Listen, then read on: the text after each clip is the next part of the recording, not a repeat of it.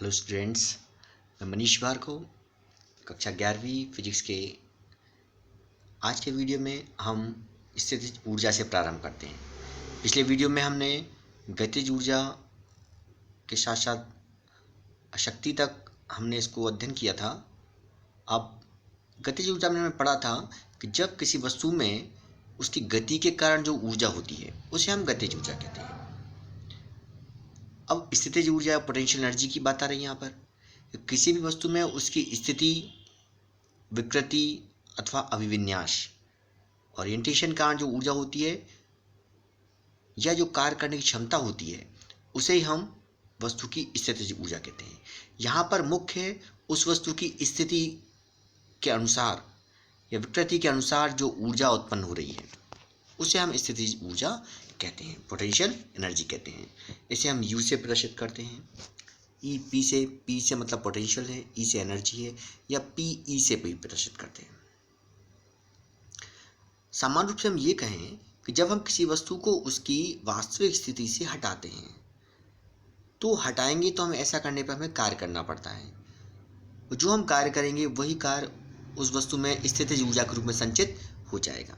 मान लीजिए हम किसी वस्तु को पृथ्वी तल से किसी ऊंचाई तक उठा रहे हैं, तो उठाने में हमें जो काम करना पड़ेगा वही किया गया कार्य उसकी ऊर्जा के रूप में संचित हो जाएगा। जैसे बांध में हम पानी को रोक लेते हैं तो पानी एक निश्चित ऊंचाई तक भरा होता है वहाँ पर, तो इस निश्चित ऊंचाई तक जो पानी भरा हुआ है उसकी जो स्थिति है पानी की, उसके कारण जो उसमें ऊर्जा होती है उसे हम स्थितिज ऊर्जा कहते हैं। जब यही पानी बांध से गिरकर टरबाइन पर गिरता है तो टरबाइन घूमने लगता है, उसके कारण जल विद्युत उत्पन्न हो जाती है। इसी प्रकार हम देखते हैं जो घड़ी होती है जिसमें हम चाबी भरते हैं घड़ी में, तो चाबी भरने पर क्या होता है, उसकी जो स्प्रिंग होती है उसकी स्प्रिंग में ऊर्जा के रूप में संचित होती है और फिर वही स्प्रिंग अपनी ऊर्जा को घड़ी की सुइयों को चलाने के लिए खर्च करती रहती है। अब हम देखते हैं मेजरमेंट। हम पोटेंशियल एनर्जी का मापन कैसे करेंगे। तो किसी वस्तु की स्थिति ऊर्जा की माप कार्य के उस परिमाण से की जाती है जब वस्तु को सामान्य स्थिति से वर्तमान स्थिति तक आने में अथवा वर्तमान स्थिति से सामान्य स्थिति तक आने में कर सकते हैं। वही हम बात करें कि मान लीजिए एम द्रव्यमान की वस्तु है, उसको हम पृथ्वी तल से उठाकर एच ऊंचाई तक ले जा रहे हैं, तो हमें वस्तु का जो भार नीचे की ओर काम कर रहा है उस भार के विरुद्ध हमें कार्य करना पड़ता है। जो गुरुत्वाकर्षण बल जो नीचे को काम कर रहा है, हम वस्तु को ऊपर ले जा रहे हैं, तो जो हम कार्य करेंगे वही किया गया कार्य गुरुत्वीय स्थितिज ऊर्जा के रूप में वस्तु में संचित हो जाता है। तो इस प्रकार वस्तु की जो गुरुत्वीय स्थितिज ऊर्जा होती है, ग्रेविटेशनल पोटेंशियल एनर्जी, वो उसकी हाइट एच हाइट तक उठाने में किए गए कार्य के बराबर होती है। वो गुरुत्वीय बल गुणा विस्थापन mg/h। इस प्रकार u इक्वल टू हो जाएगा mgh। इस व्यंजक में यदि हम h बराबर 0 रखें तो u बराबर 0, अर्थात पृथ्वी तल पर गुरुत्वीय स्थितिज ऊर्जा का मान 0 होता है। इस चीज हम ध्यान रखें। यहाँ पे गतिज ऊर्जा सदैव धनात्मक होती है, जबकि स्थितिज ऊर्जा धनात्मक और ऋणात्मक दोनों हो सकती है। यदि प्रतिकर्षण हो रहा है तो स्थितिज ऊर्जा धनात्मक होगी और यदि आकर्षण हो रहा है तो स्थितिज ऊर्जा ऋणात्मक होती है। अब हम बात करते हैं किसी भी स्प्रिंग में स्थितिज ऊर्जा के लिए कितनी है, उसके लिए व्यंजक क्या है। जब हम किसी स्प्रिंग को दबाते हैं या उसको खींचते हैं तो हमें जो कार्य करना पड़ता है वही किया गया कार्य उसकी स्थितिज ऊर्जा के रूप में संचित हो जाता है। आप इस चित्र में एक स्प्रिंग को देख लें। पहले आप इस स्प्रिंग में पहले x बराबर 0 है, m द्रव्यमान की एक वस्तु स्प्रिंग से बंधी हुई है। हम जब इसको दाईं तरफ खींचते हैं और x बराबर x0 पोजीशन तक ले जाते हैं, अर्थात x0 विस्थापन करते हैं, तो इस स्थिति में इस स्प्रिंग पर हमारे खींचने के ठीक विपरीत दिशा में एक बल कार्य करता है, प्रत्यानयन बल कार्य करता है, जो उसे वापस स्थिति में ले जाने का प्रयास करते हैं। और यदि हम स्प्रिंग को दबाएंगे तब हमारे दबाने की विपरीत दिशा में भी उसी प्रकार बल काम करेगा जो उसको वास्तविक स्थिति में ले जाने का प्रयास करता है। आप देख रहे हैं एक प्रत्यास्थ स्प्रिंग प्रदर्शित की गई है। प्रत्यास्थ मतलब कि वह वस्तु जब हम बल हटाएंगे तो अपनी वास्तविक स्थिति में आ जाएगी। इसका एक सिरा किसी दृढ़ आधार से जुड़ा हुआ है और दूसरे सिरे पर m द्रव्यमान का ब्लॉक जुड़ा हुआ है जो किसी चिकने घर्षण रहित तल पर गति कर सकता है। स्प्रिंग का भार हम नगण्य मान लेते हैं और स्प्रिंग को दबाने या खींचने पर ब्लॉक जो है एक्स अक्षीय से आगे पीछे गति कर सकता है। जब यहाँ पर हम बात करते हैं कि जब x बराबर 0 है वो ब्लॉक की माध्य स्थिति है। जब ब्लॉक की सहायता से स्प्रिंग को खींचा या दबाया जाता है तो स्प्रिंग द्वारा ब्लॉक पर एक प्रत्यानयन बल लगाया जाता है जो ब्लॉक को माध्य स्थिति में लाने का प्रयास करता है। तो आदर्श प्रत्यास्थ स्प्रिंग के लिए हुक का एक नियम होता है जिसे हम प्रत्यास्थता वाले चैप्टर में पढ़ेंगे कि प्रत्यानयन जो बल है विस्थापन के अनुपाती होता है, अर्थात F समानुपाती x या F इक्वल टू माइनस के एक्स, जहाँ k एक नियतांक है जिसे हम स्प्रिंग नियतांक कहते हैं और ऋणात्मक चिन्ह यह प्रदर्शित करता है कि प्रत्यानयन जो बल है वो विस्थापन के विपरीत दिशा में कार्य करता है। यदि हम x बराबर 1 मान लेंगे तो F बराबर k हो जाएगा। तो इससे हम स्प्रिंग नियतांक की परिभाषा दे सकते हैं। तो स्प्रिंग नियतांक उस बल के बराबर होता है जो उसकी लंबाई में एकांक वृद्धि कर दे। हम इसका मात्रक लिख लेते हैं। F बराबर के एक्स से k बराबर F अपॉन एक्स। F का मात्रक न्यूटन, x का मात्रक मीटर, तो k का मात्रक हो जाएगा न्यूटन प्रति मीटर और विमीय सूत्र हो जाएगा m l की पावर 0 t की पावर -2। यहाँ पर ध्यान देने वाली बात है कि यदि कठोर स्प्रिंग है उसका स्प्रिंग नियतांक अधिक होता है और जो सॉफ्ट स्प्रिंग होती है उसका स्प्रिंग नियतांक कम होता है। अब हम स्प्रिंग नियतांक के लिए व्यंजक ज्ञात करें ग्राफिक विधि से।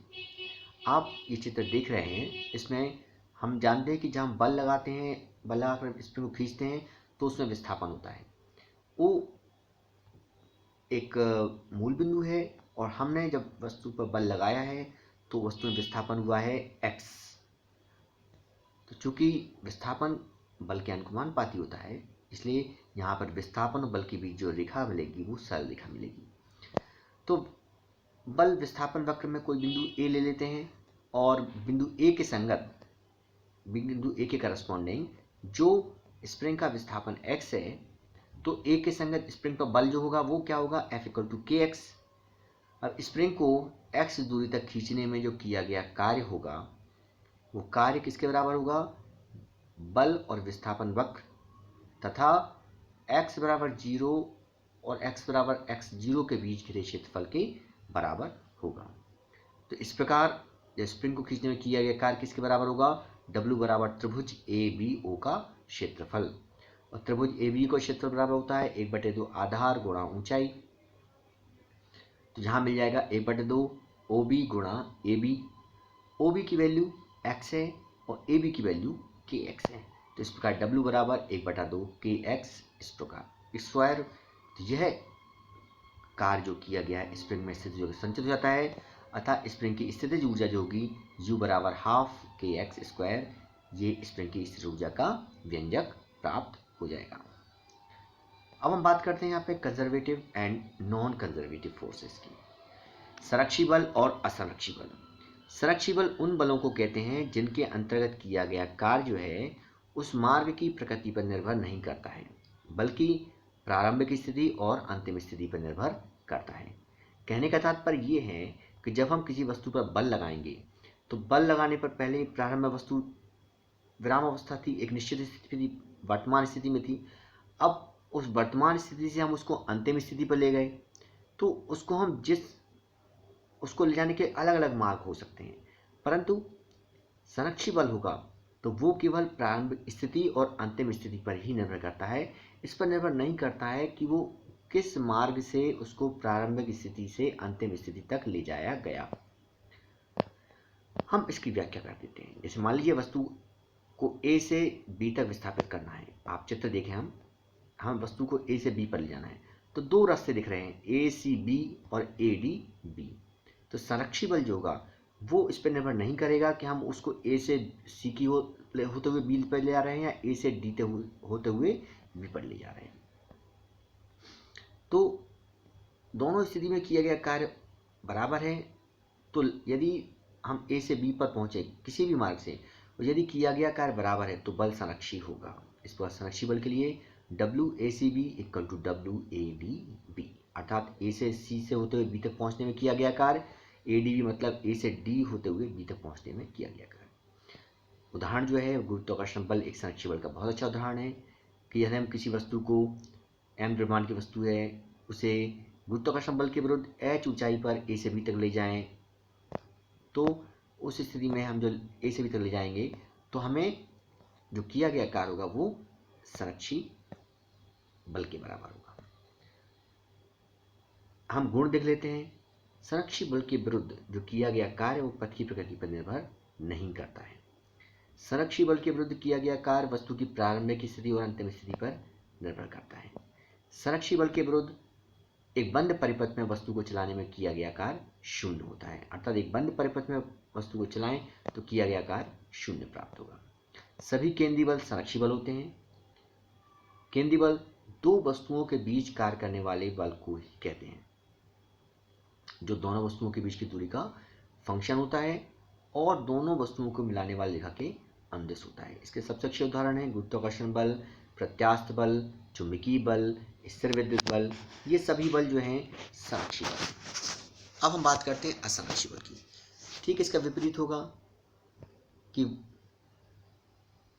यदि किया गया कार्य जो है पथ की प्रकृति पर निर्भर कर रहा है तो उन बलों को हम असंरक्षी बल कहते हैं, जैसे घर्षण बल, अवमंदन बल, श्यान बल, विस्कस फोर्स, विद्युत धारा के कारण उत्पन्न चुंबकीय बल, ये सभी असंरक्षी बल।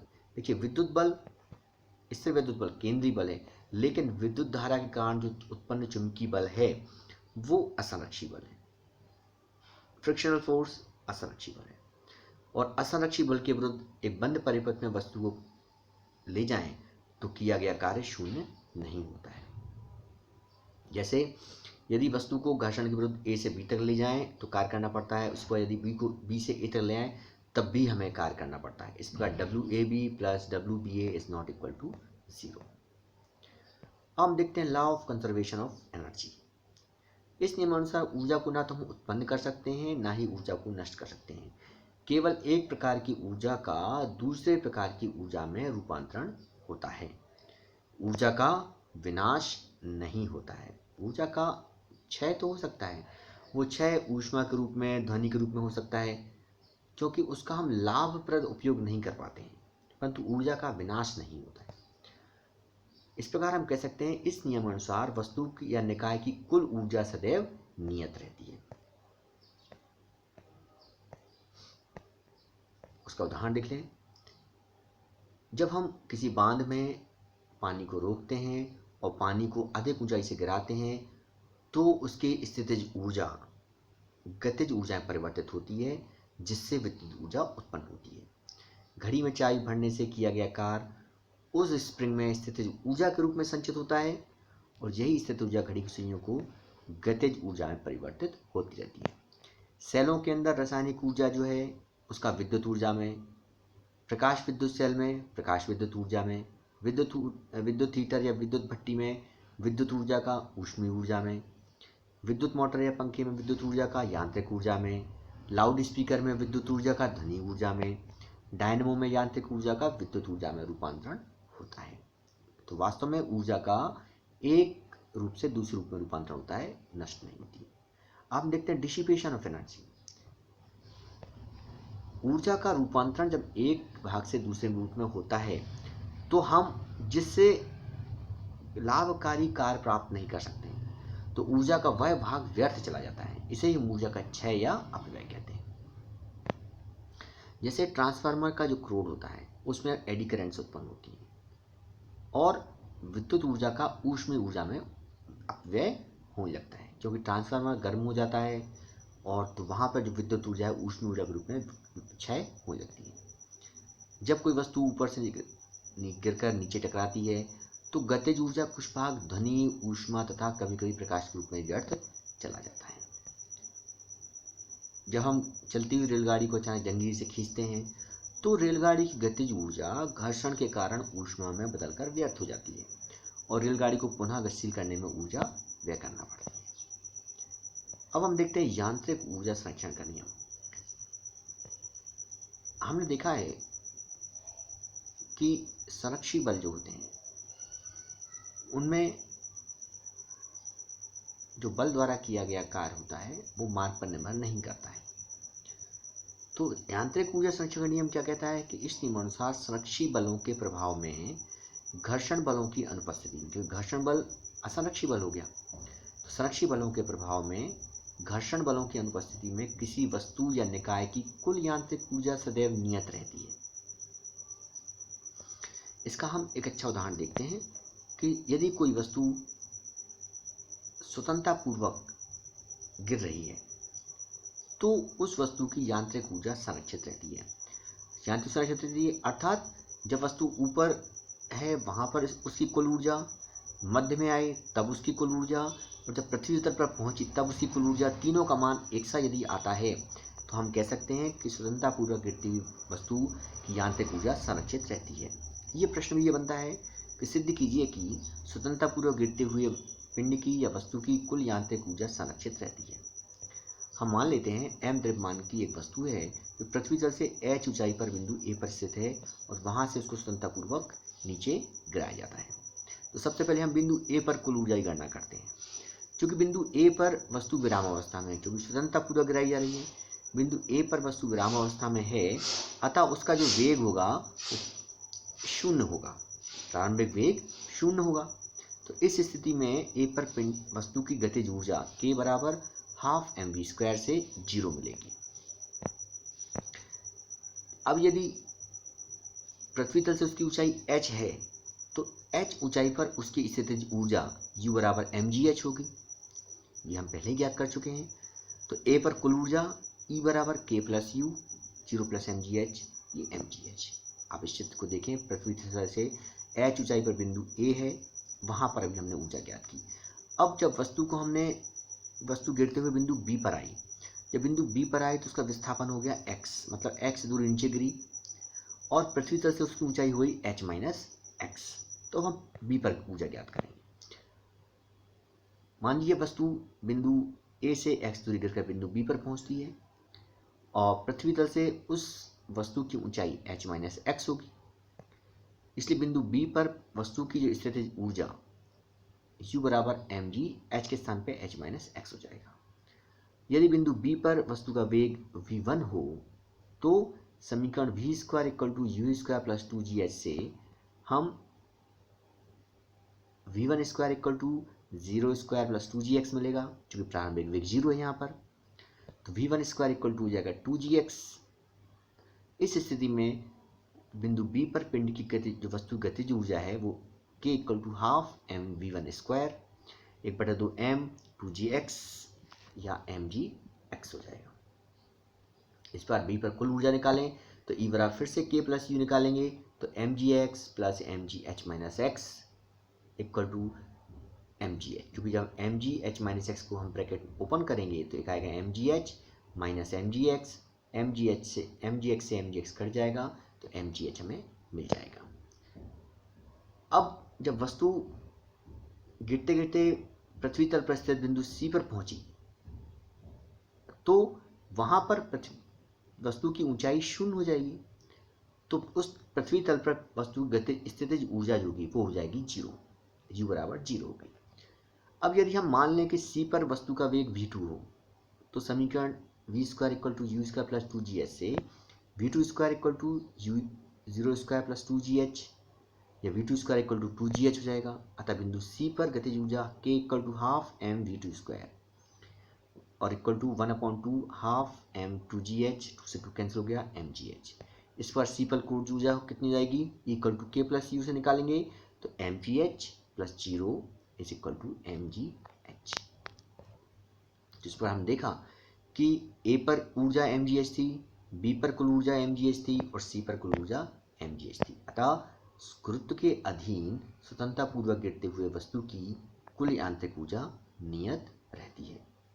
यहाँ इस व्याख्या से स्पष्ट है कि h ऊंचाई पर वस्तु की गतिज ऊर्जा शून्य होती है, किंतु स्थितिज ऊर्जा अधिकतम होती है।